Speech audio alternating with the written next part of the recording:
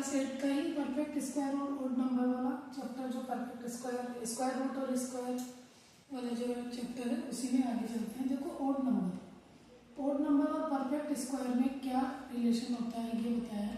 तो odd number होते कौन है?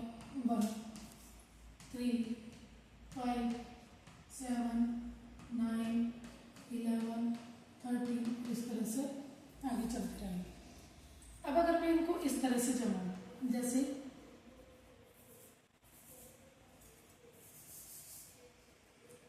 नंबर 1 में 1, दूसरे में 1 और 3, फिर 1, 3, 5, फिर 1, 3, 5, 7, अब बीच में छोड़ देते, कोई भी और ले लेते हैं। 1, 3, 5, 7, 9, 11, 13, ठीक है।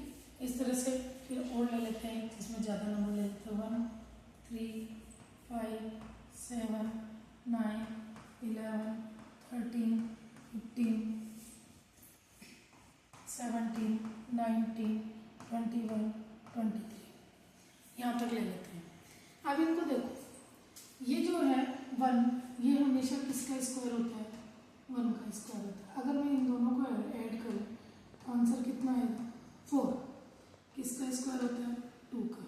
अगर इनको ऐड करूँ तो देखो 4 में 5 ऐड हुआ तो 9, ये किसका स्क्वायर है? 3 का।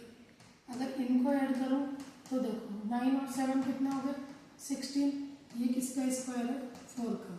इसमें एक पैटर्न चल रहा है कि अगर 1 का स्क्वायर है तो पहला ओड नंबर होगा, 2 का स्क्वायर है तो 2 ओड नंबर होंगे, 3 का स्क्वायर है तो 3 ओड नंबर होंगे, 1, 3, 5, 4 का स्क्वायर है तो 1, 3, 5, 7, 4 ओड नंबर होंगे। और ये जो ओड नंबर है ना, ये कंजुगेटिव होने चाहिए। कंजुगेटिव का मतलब होता है लगातार होना चाहिए, मतलब इनमें चेंज बीच में कुछ भी नहीं होना चाहिए। इसके बाद ये जो अगला लिया अपन ने, इसमें देखो कितने ओड नंबर हो रहे हैं? 1, 2, 3, 4, 5, 6। अब 6 का स्क्वायर कितना होता है? 36। अब इनको ऐड करके देख लो, देखो 10 और 10, 20, उसके बाद में देखो 10 और ये हो गया 36, सॉरी 1, 2, 3, 4, 5, 6, 7 है ये, तो यहाँ पर 7 आएगा।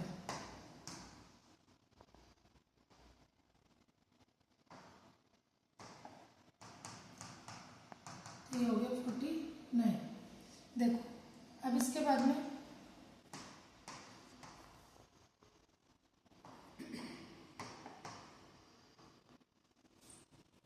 उसके बाद ये हो गया 16 में 10 ऐड करा तो 36 और 10 होते हैं 46 और 3 49। यानी अगर अपने को ये नंबर दे दे ओड नंबर, तो विदाउट कैलकुलेशन सिर्फ इनको काउंट करके अपन बता सकते हैं कि इनका आंसर कितना होगा। अब इसका आंसर देखो 1, 2, 3, 4, 5, 6, 7, 8, 9, 10, 11, 12, यानी इनका जो टोटल आएगा वो क्या आएगा? 12 का स्क्वायर, और 12 का स्क्वायर क्या होता है? 144। जब इनको ऐड करेंगे तो 144 ही आएगा। तो ये कौन सा ऑपरेशन होता है इनके साथ में? प्लस वाला ऑपरेशन होता है। किनके साथ में? ओड नंबर के साथ। ओड नंबर के साथ अगर हम प्लस करते हैं कंजुगेटिव नंबर से, तो ये अपने पास रिजल्ट क्या आता है कि जो नंबर अपन को जितने नंबर ओड दे रखे हैं उन सबका स्क्वायर जो होता है वो उनका सबका क्या हो जाता है? टोटल। तो इसका जो फॉर्मूला होगा इसको अपन इस तरह से लिख सकते हैं, जैसे इसमें क्या लिखेंगे? नंबर ऑफ ओड नंबर का स्क्वायर इक्वल क्या आ जाएगा? यहाँ सम ऑफ ओड नंबर, ये इसका फॉर्मूला हो जाता है। अब किसी नंबर को सम करें, किसी ओड नंबर्स को अगर सम करते हैं यानी टोटल करते हैं तो स्क्वायर निकलता है। और इसी का अगर उल्टा कर दें तो अपने को क्या निकल जाएगा? अपने पास स्क्वायर रूट। स्क्वायर रूट निकालने के लिए अपने को क्या करना पड़ेगा? सब्ट्रैक्शन करना पड़ेगा, सब्ट्रैक्शन।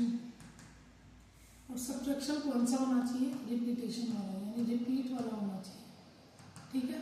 रिपीटेशन वाला होना चाहिए। रिपीट सब्ट्रैक्शन होता है, कैसे होता है? एक एग्जांपल देखते हैं। जैसे क्या है 9 का रूट क्या होता है?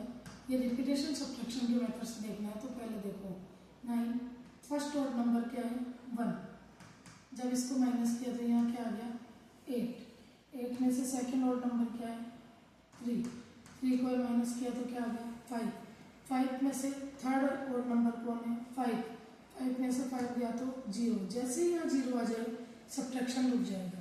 अब देखो इसमें कितने ऑड नंबर यूज आए 1, 2 और 3, तो इसका जो आंसर आएगा वो सीधा आ सकता है कि ये क्या है 3 का रूट। उसके बाद एक एग्जाम्पल और देखते हैं, जैसे 144, ठीक है 144 किसका स्क्वायर होता है, तो देखते हैं अपन किसका रूट होता है। देखो ये हो जाएगा 144, इसमें से 1 माइनस किया तो 143, फिर 3 किया तो 140, 140 में से 5 किया तो 135, इसके बाद 135 में से 7 किया तो यहाँ देखो 55 में से हो जाएगा 128, 128 में से 9 माइनस किया तो यहाँ आ जाएगा 119, उसके बाद में इसमें से 11 कर दिया तो यहाँ आएगा 8, 108, 108 में से फिर माइनस करेंगे 13 को तो ये तो आ जाएगा 5 और यहाँ आ जाएगा 9, 9 में से फिर 15 माइनस किया तो यहाँ बच गया 80, 80 में से फिर 17 माइनस किया तो यहाँ बचेगा 3 और ये 73, 73 में से फिर 19 माइनस करेंगे तो यहाँ 4 और 6 की जगह 5, फिर इसमें से 21 माइनस किया तो यहाँ 3 और यहाँ भी 3, फिर 23